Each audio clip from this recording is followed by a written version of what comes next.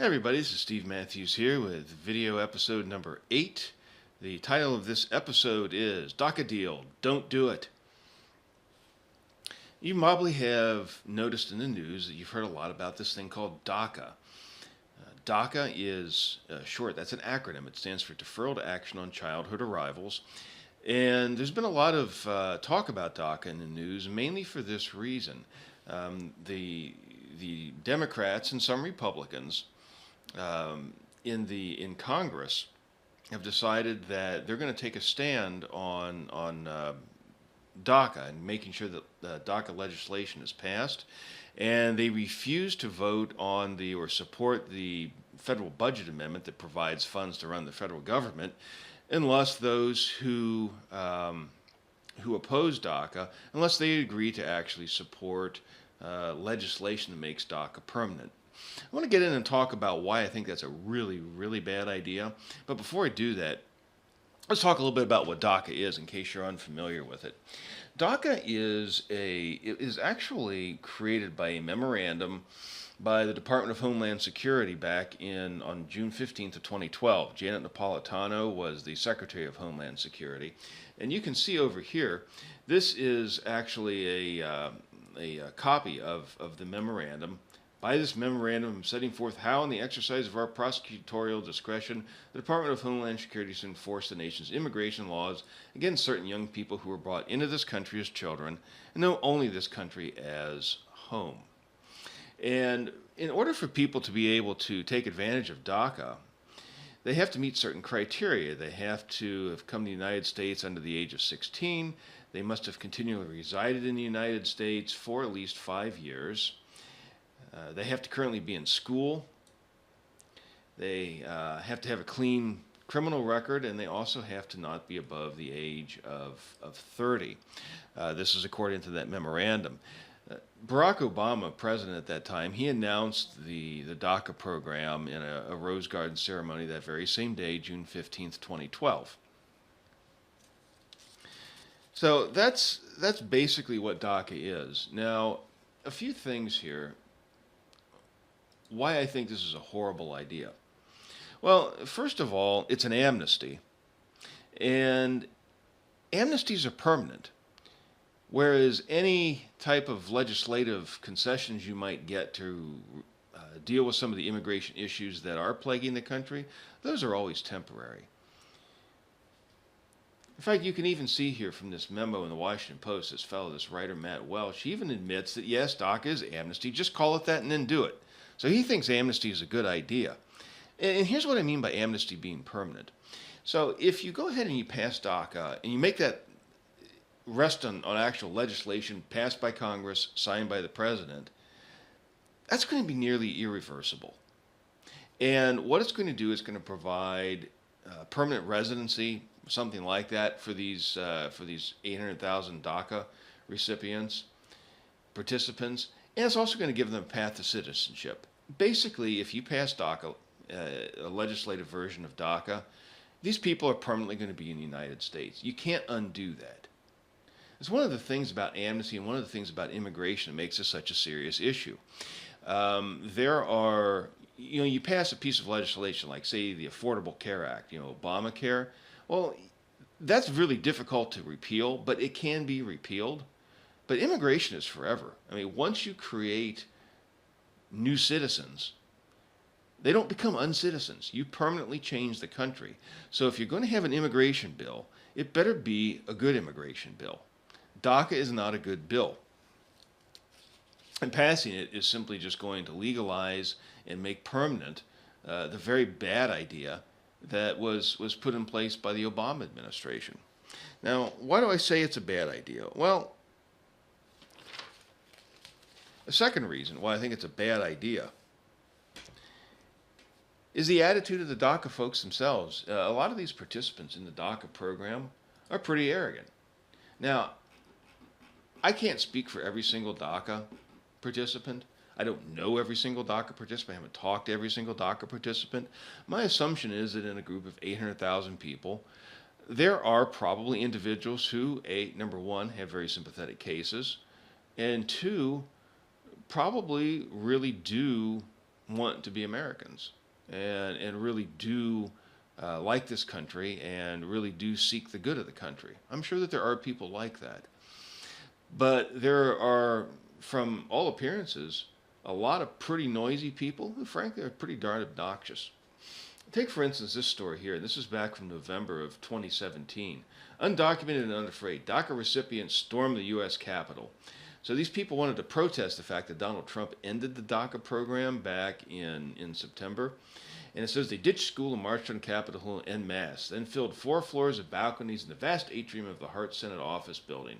Silent at first, fists raised in the air, they soon erupted into bellowing chants that echoed throughout the massive marble-clad room. Dream Act, Dream Act. Si se puede, which I believe in Spanish means yes, we can. As they were exiting the Hart Senate office building, they also had another little charming phrase that they yelled. They yelled undocumented and unafraid. The undocumented, unafraid. Well, basically, when you say you're undocumented and unafraid, that's a really good way to get on my bad side. I have to say that, and here's why. When you say you're undocumented and unafraid, what you're saying really is I have no respect for the rule of law. I have no respect specifically for the United States law. I have no respect for the people of the United States. And yet these people demand, they want to be my fellow citizens. And I really have to ask myself, do I want more people like this in the country, or do I want fewer people like this in the country? It's not a really hard decision. I want fewer. This is not the sort of thing that we really need as Americans.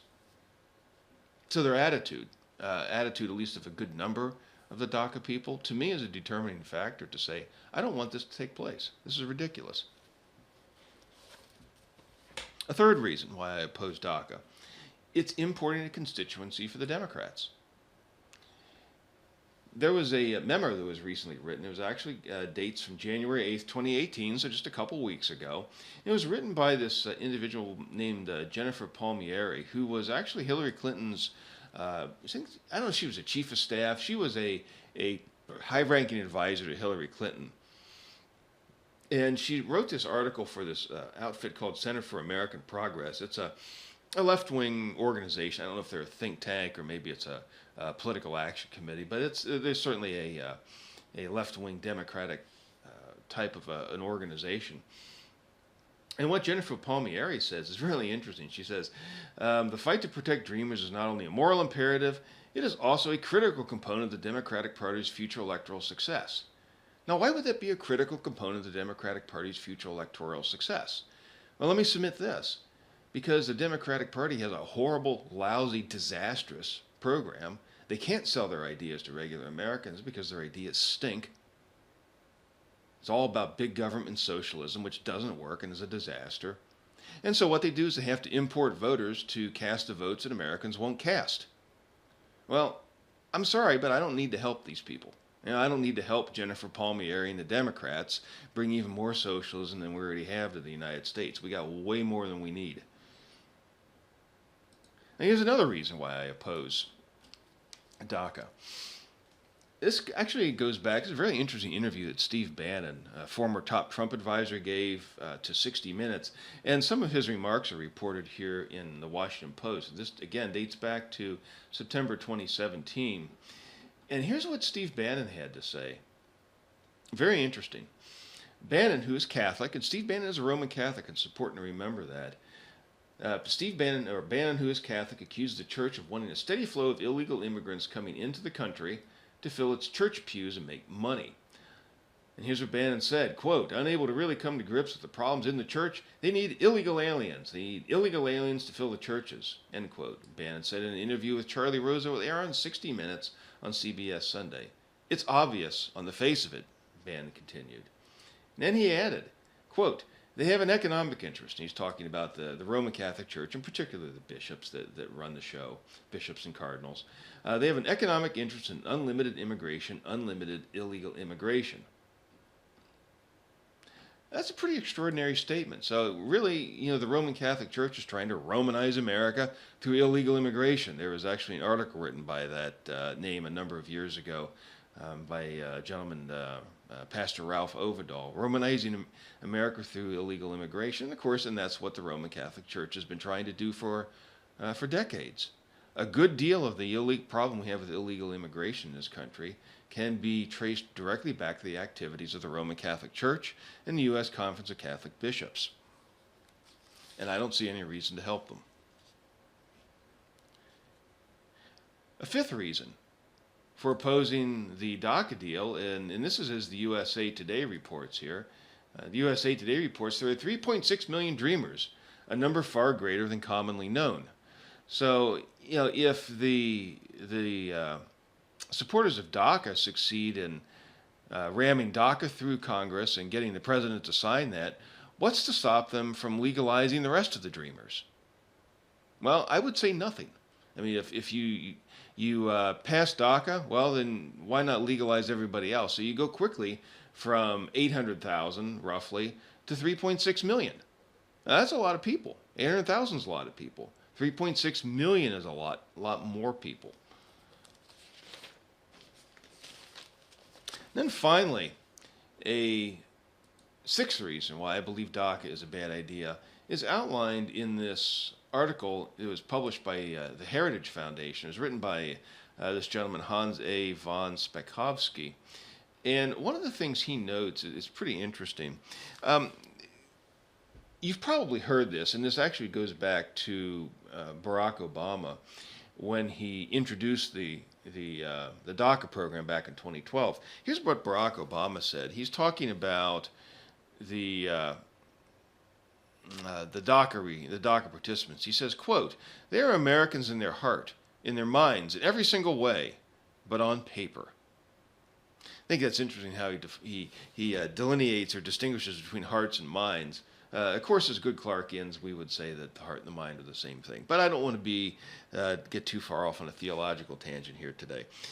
But he says that these people, they're Americans in everything, in all but name. They're Americans in terms of the way they think and the way they talk and their culture, but they just don't have the paper to show it. Well, the Hans von Spakovsky actually disputes that idea, and it's very interesting. And he actually has a number of interesting points he makes in this article. I'm just going to highlight one. I'm just going to read through this section here. It says, DACA has no requirement of English fluency either. In fact, the original application requested applicants to answer whether the form had been read to the alien by a translator in a language in which the applicant is fluent.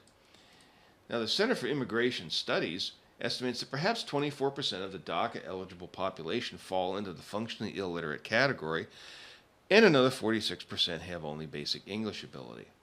This is a far cry, as Spakovsky notes, this is a far cry from the image of DACA beneficiaries as children who don't speak the language of and know nothing about the culture of their native countries.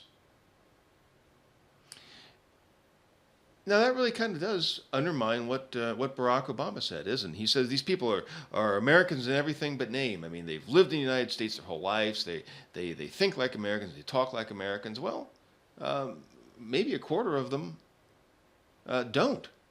And yet we're supposed to just, instantly transform all of these people via legislation into effectively American citizens. People who can't even speak or write English. Apparently they speak or write some other language, and probably Spanish. It's often not said this, but I've seen statistics that say from anywhere from 76% to 79% of the DACA beneficiaries are from Mexico, so they largely come from one country. Well, that's all for today. As I said, I wanted to go through this kind of fast, and there's kind of a lot of information to throw at you. Lord willing, I'm going to be writing a blog post tomorrow, and I'll spell this out in a little bit more detail, provide some links, that sort of thing. But I did just want to get these ideas out. Anyway, thanks for watching. I appreciate that. Have a blessed Lord's Day, and we'll talk again next week. Thanks so much.